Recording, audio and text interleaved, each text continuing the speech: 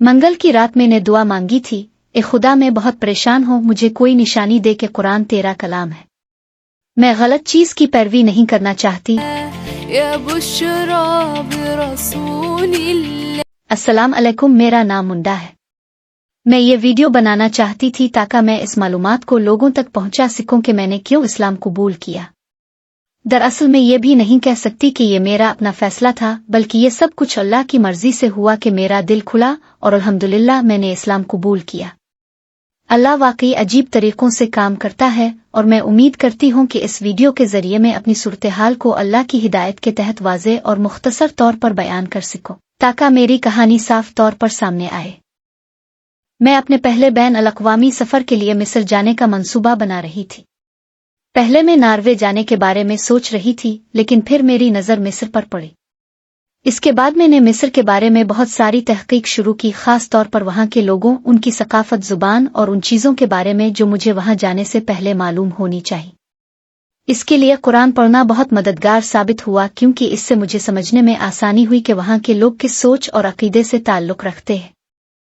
मैंने कुरान का डाउनलोड करदा वर्जन पढ़ना शुरू किया और पढ़ते हुए मुझे एहसास हुआ कि इसमें बहुत सारी चीज़ें बाइबल से मिलती जुलती है।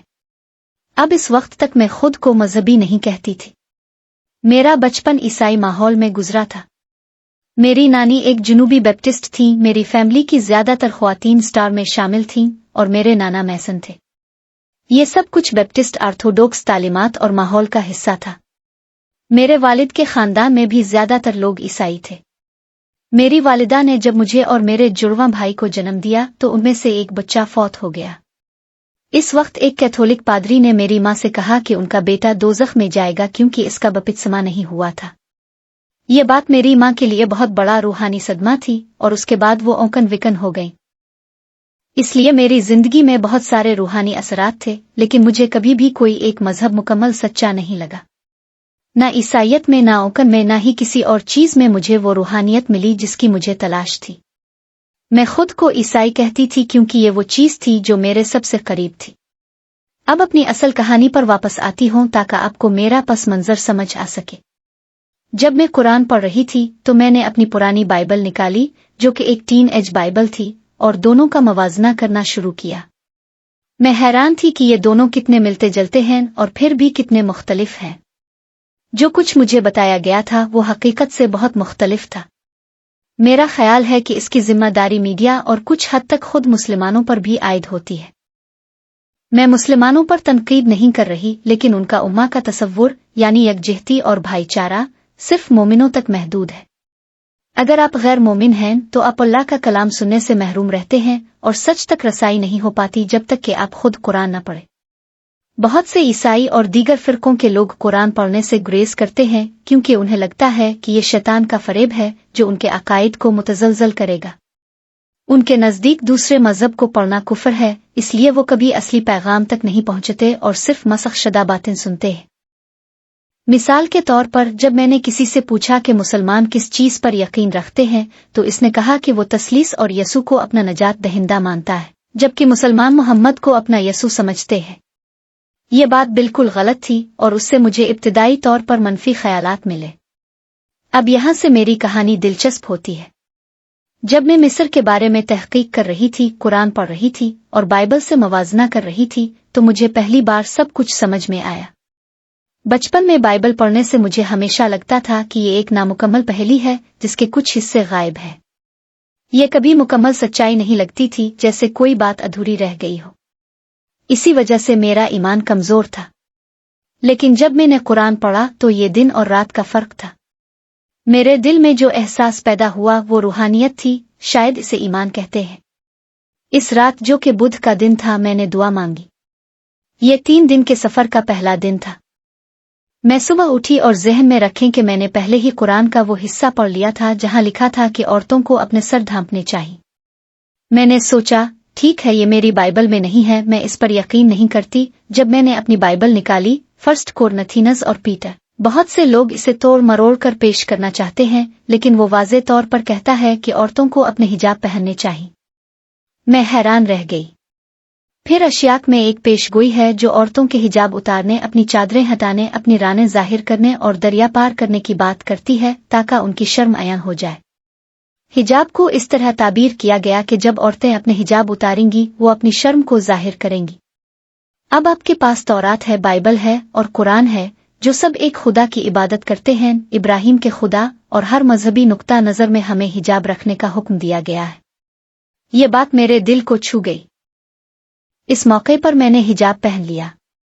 मैंने सोचा ये तो एक अजीब इत्तेफाक है, तो मैंने फौरन अल्लाह के जज्बे में हिजाब पहन लिया।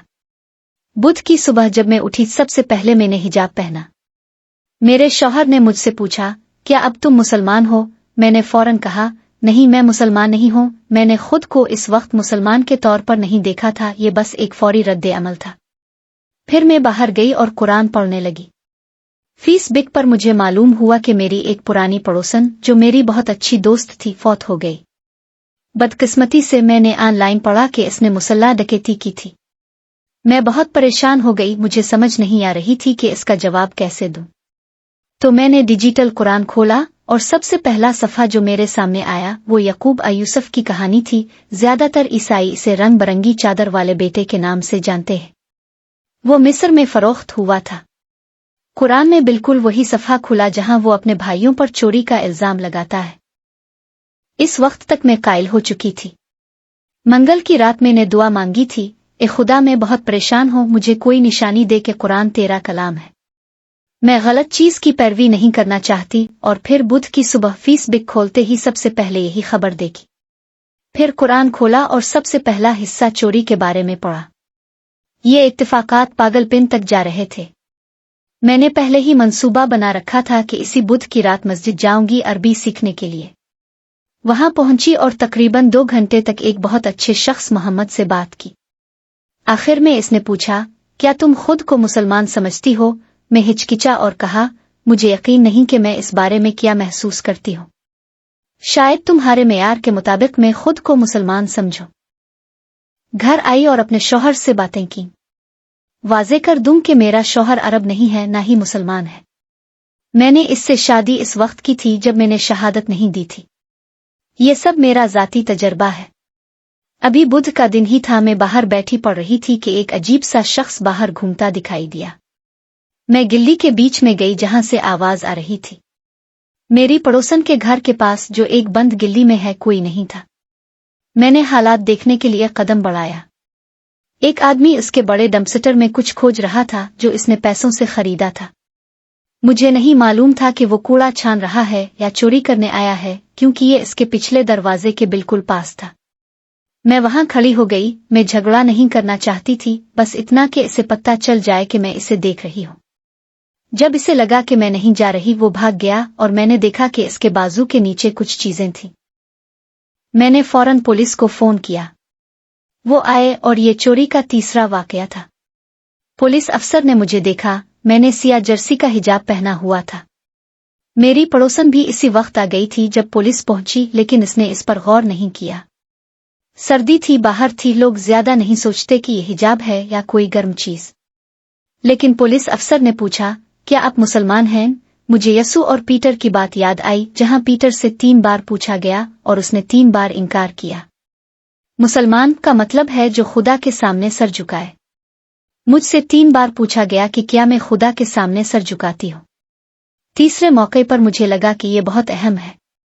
मेरा पहला रद्द अमल था, हाँ मैं मुसलमान हूँ। ये मुझसे 3 बार पूछा गया, 3 बार चोरी के वाकयात हुए, और मेरा कुत्ता भी इस कहानी में बाद में आता है, जिसे मैं शायद अलग से बताऊंगी। 3 का नंबर बार बार आ रहा था। मैंने सोचा इस 3 की क्या वजह है। बाइबल और तौरात में देखा तो 3 खुदा की निशानी के तौर पर आता है। खुदा को ताक चीजें पसंद हैं, इसलिए वो 3 का इस्तेमाल करता है। ये मेरे लिए एक वाज़े निशानी थी। पहली बार लगा कि खुदा मेरी सुन रहा है, मुझे जवाब दे रहा है, मुझे बुला रहा है। इसके बाद मैंने शहादत दी और ये तजर्बा हैरत अंगेज रहा।